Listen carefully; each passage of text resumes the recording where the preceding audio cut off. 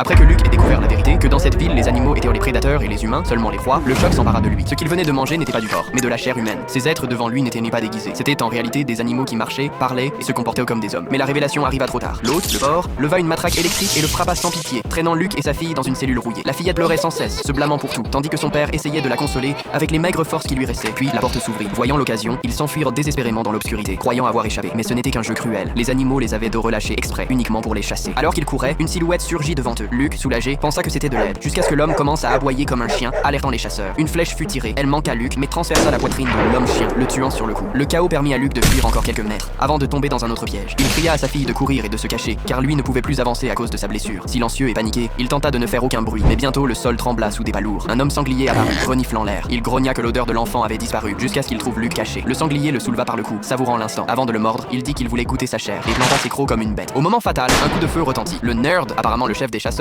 armé, intervint, ordonnant qu'on emmène Luke vivant. Il avertit le sanglier de ne pas agir comme une bête sauvage, où il s'occuperait lui-même de l'éliminer. Mais le soulagement fut de courte durée. Encore étourdi, Luke demanda où était sa fille. C'est alors qu'un ours colossal surgit, portant dans ses bras le petit corps sans vie de la fillette. Des heures plus tard, un banquet fut préparé. Cette fois, le plat principal n'était pas une viande ordinaire. C'était Luke, l'homme qui avait osé défier le cycle de chasse des animaux. Cependant, ce n'est pas la fin de Luke, et vous n'allez pas croire ce qui va arriver ensuite.